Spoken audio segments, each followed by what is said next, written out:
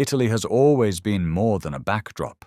For filmmakers, it's a character in itself, where fountains, piazzas, and coastlines seem built for the camera.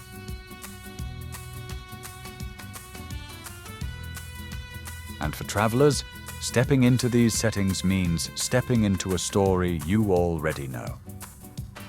From the Godfather's Sicily to Bond's Lake Como retreat, these are the Italian movie and TV locations you can actually visit and why they matter. Ready? Let's roam. Number 10. Turin, the Italian Job. We begin in northern Italy, where the Italian Job, 1969, turned Turin into one of cinema's greatest chase arenas. Mini Coopers raced beneath the Via Roma arcades, through Piazza San Carlo, and along the rooftop track of the Fiat Lingotto factory, once the pride of Italy's automobile industry. The building now houses shops and galleries, but visitors can still walk the same rooftop and picture the cars banking against the skyline with the Alps behind them.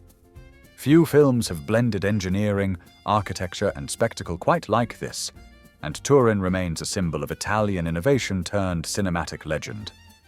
Number 9. Tuscany. Romance and rivalry.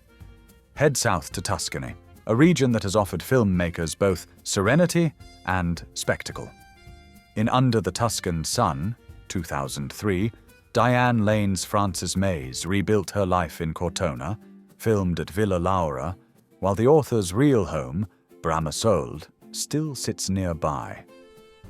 The movie sparked real-world tourism, with visitors drawn to its promise of renewal among olive groves and medieval walls.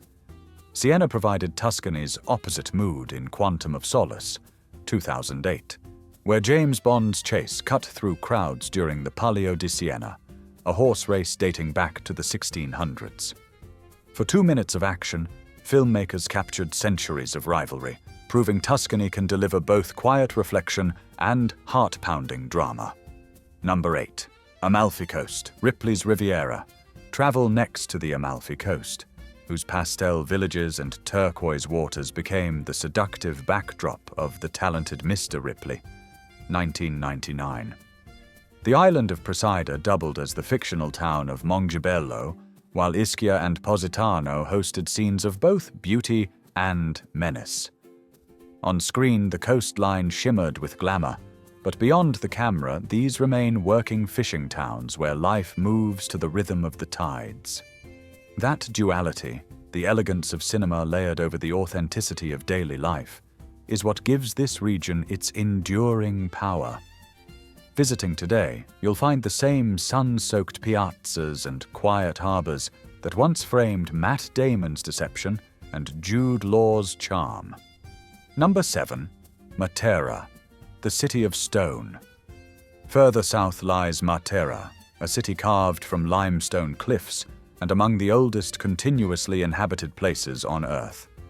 Its cave dwellings, known as the Sassi, became biblical Jerusalem in The Passion of the Christ, 2004, and the opening battleground in No Time to Die, 2021. For much of the 20th century, Matera was abandoned and viewed as a national disgrace, but UNESCO recognition sparked a rebirth.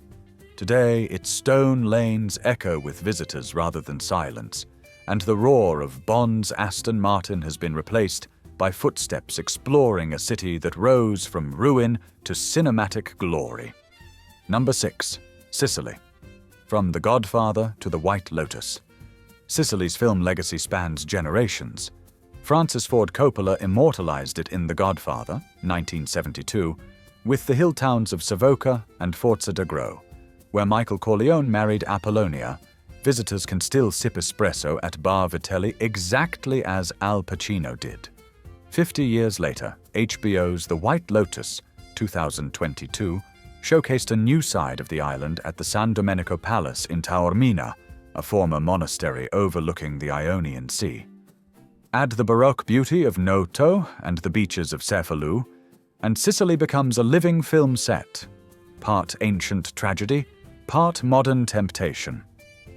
Few places capture so completely the contrast between heritage and hedonism. Number 5. Lake Como, Star Wars meets James Bond. At Lake Como, nature provides all the special effects a director could want. The 18th century Villa del Balbianello, with terraced gardens cascading to the water, hosted Anakin and Padmé's secret wedding in Star Wars Episode 2002 and served as James Bond's convalescent retreat in Casino Royale 2006. The villa, preserved by the Italian Heritage Fund FAI, restricts visitors to protect its grounds, yet each terrace offers the same panoramic drama that drew Lucas and Broccoli's cruise. Around the lake, from Bellagio to Varenna, scenes of quiet luxury reinforce Lake Como's reputation as Italy's most cinematic landscape of elegance and escape. Number 4. Florence. Codes and cathedrals. Moving into the heart of Renaissance Italy, Florence blends art and intrigue like nowhere else. Ron Howard's Inferno, 2016, sent Tom Hanks racing through the Palazzo Vecchio, the Uffizi Gallery, and the Boboli Gardens, where riddles unfold beneath frescoed ceilings and marble statues. Filming here required delicate coordination with preservationists, since every corridor holds masterpieces centuries old. Visitors following Langdon's fictional trail can stand beneath the same painted vaults or step onto terraces overlooking the Arno River. Florence proves that mystery and beauty can share the same canvas, and that history itself often provides the best production design. Number 3.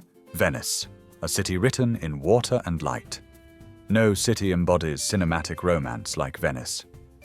In summertime 1955, Katharine Hepburn wandered through Piazza San Marco, discovering the same dreamlike light that still dazzles visitors today. The talented Mr. Ripley, 1999, climbed the spiral Palazzo Contarini del Bovolo staircase for moments of tension, while the tourist, 2010, floated along the Grand Canal, where reflections turn palaces into mirages. Beyond the films, Venice tells its own fragile story of rising seas, sinking stones, and a beauty too perfect to last. Watching the sun set behind the domes of Santa Maria della Salute, it's easy to see why directors return. Venice doesn't need to pretend to be magical. It simply is. Number 2. Naples. Grit and soul. Before our final stop, we arrive in Naples, a city that refuses to be polished for the camera. Its narrow alleys, laundry-draped balconies, and volcanic skyline have appeared in countless Italian productions.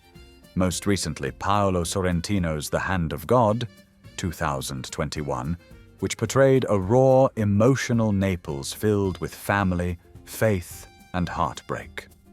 Unlike the elegance of the north, Naples offers pure authenticity, a city that vibrates with life even in chaos. The crumbling Baroque facades of the Spanish Quarter and the blue sweep of the Bay of Naples give filmmakers texture no studio could fake. It's the heartbeat of southern Italy, imperfect and unforgettable, showing that cinema thrives as much on passion as on beauty. Number 1. Rome, the eternal film set. And finally, we end where film history and civilization itself converge. Rome. The Trevi fountain, built in the 1700s, became immortal when Anita Ekberg stepped into its waters in La Dolce Vita, 1960, symbolizing a city caught between sacred tradition and modern desire. Roman Holiday, 1953, gave us the Spanish Steps via Margutta and the playful moment at the Bocca della Verità, capturing romance in its purest form. Angels and Demons, 2009, added suspense through Piazza Navona, Bernini's sculptures in the Chigi Chapel, and the fortress of Castel Sant'Angelo, once Hadrian's tomb. Rome has always been a performer, dramatic, elegant, eternal. Walk its streets and you're not just visiting a city, you're entering the stage where Western cinema found its soul. What makes these places unforgettable is how film revealed their essence, turning real cities into legends. Thanks for watching and exploring Italy with me.